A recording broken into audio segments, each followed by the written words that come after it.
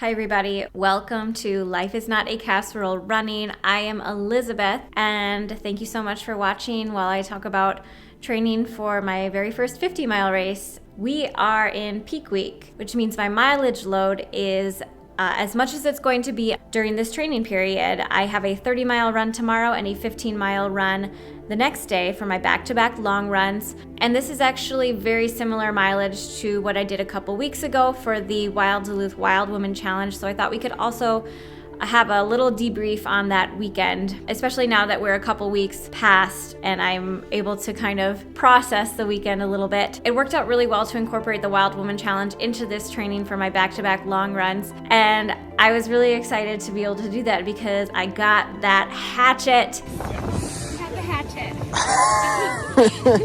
I have been irrationally obsessed with that hatchet since I learned you get a hatchet for the Wild Woman Challenge, and it was such a cool experience to be ordained, knighted as a wild woman. I actually felt really strong during this race, and I felt that I did pretty well, and a lot of that I would credit to the reconnaissance that I did maybe a week or 2 weeks before that. Tony and I had driven up to Jay Cooke State Park and I ran maybe 23 miles along the course and it demolished me. I just felt like this is impossible. I will never be able to do this. What have I gotten myself into? The Wild Duluth Races is the only trail ultra that I have ever done. I have done the Afton Trail Run 25K, which is similar elevation but much more runnable terrain. I just feel like anything run on the Superior Trail is really hard. It's just constant up and down, and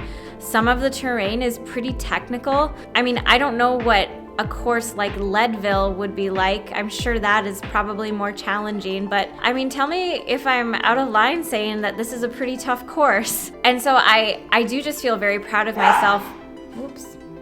My cat and dog are having a beef, I think. So I am just really proud of myself for finishing quite strong, I think. This year during the Wild Duluth 50K, I finished an hour faster than last year's time, which is pretty significant. Another thing that I did differently during the 50K that I did not do last year is last year, I knew I just wanted to finish and I thought I would just hang back at the very beginning. So at the start line, I was one of the last across the start line. And the problem that I ran into, you get these bottlenecks that form during certain parts of the trail, especially early on, and you end up getting caught behind a very long train of people on a single track, and you might want to run and pass all of these people, but it's very difficult to pass like 20, 30 people on a single track, switchbacks or whatever it was. So this year I positioned myself more in the front half of the pack, and I did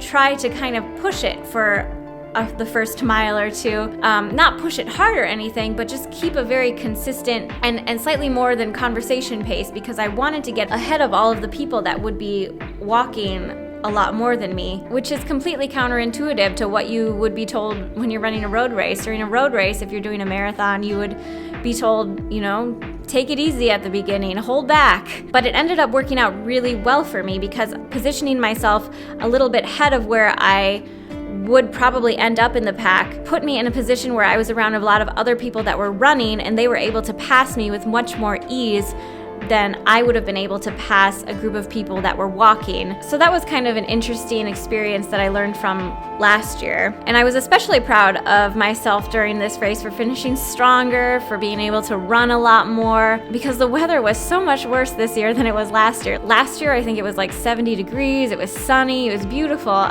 This year, not so much. This year, it snowed for the first few hours, and it was a very wet snow, and the trail was extremely muddy. I saw a lot of people slipping and sliding. I saw some people fall down, especially on the descents. I think everybody is fine as far as I know, but it was definitely just a sticky, slippery terrain. But everyone seemed to take it in stride and with a little bit of a sense of humor, so that was kind of fun to see. Oh, another thing that I have changed that I think is good is that I started taking in more solid food earlier. I have started eating more solid food during my long runs and doing it with more frequency. So for my long runs, I have been alternating between energy gels and salted nut rolls or a Lara bar or a banana. Those kinds of things seem to sit really well with me, and they seem to be what my body wants, especially the salted nut rolls. They're so good. So tomorrow is my last 30-mile training run, and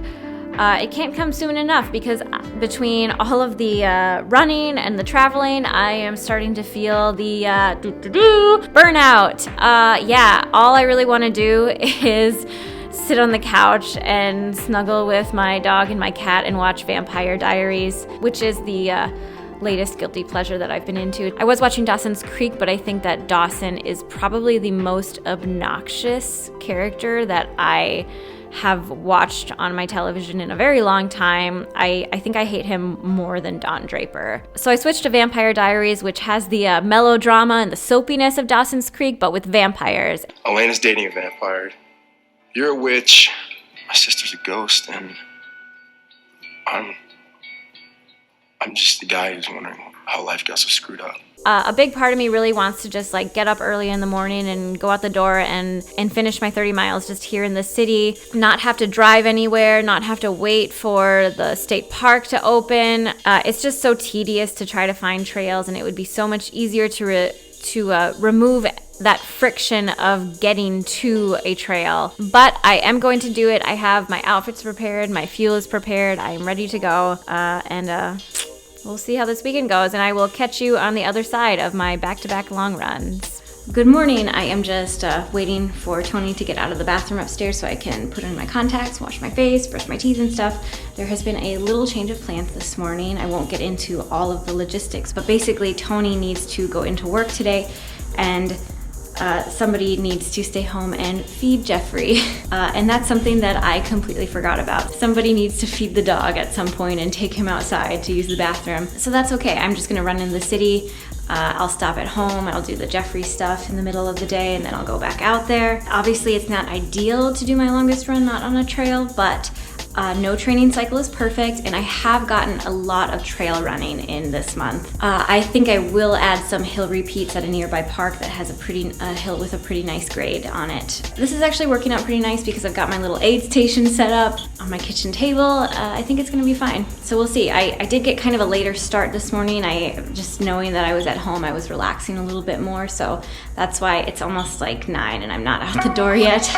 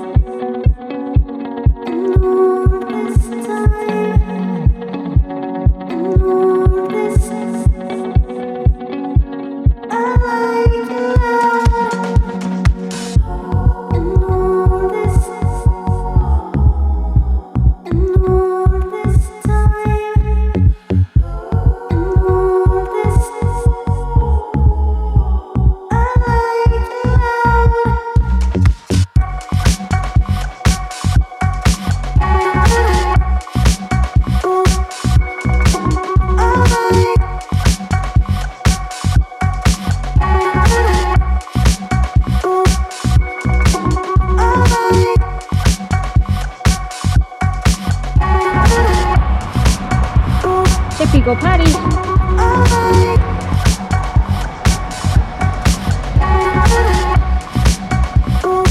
Good boy. One side. Very good. Are you hungry? You want to eat?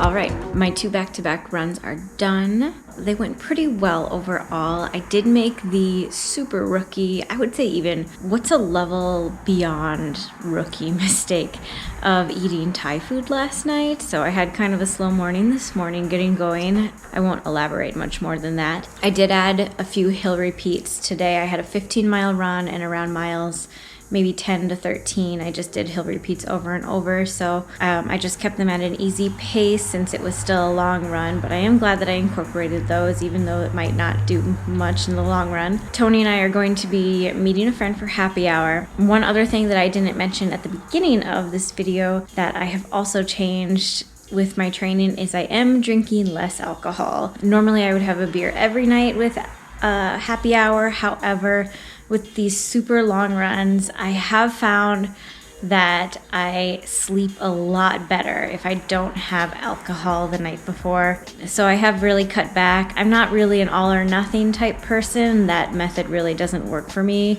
And I don't really like the idea of demonizing alcohol in any way. So I'm not going to say that I'm giving it up completely or anything, but I'm probably down to maybe 3 drinks a week, and especially not for the nights around my back-to-back long runs. So between my long run and happy hour, I am just having some pretzels and some Coca Cola, and I am watching Vampire Diaries. I have so many thoughts about it. It's like this weird mix between Buffy the Vampire Slayer and Smallville. That's the vibe I'm getting from this show. Also, the characters Damon and Stefan look like cartoons of hot guys. Like they're good looking, but their features are so exaggerated it looks ridiculous. Like the actor that plays Stefan's jawline is just so cut. I think you could rock climb across his face.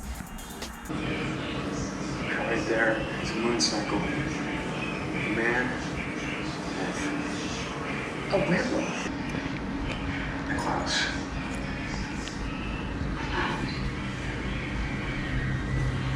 Elijah.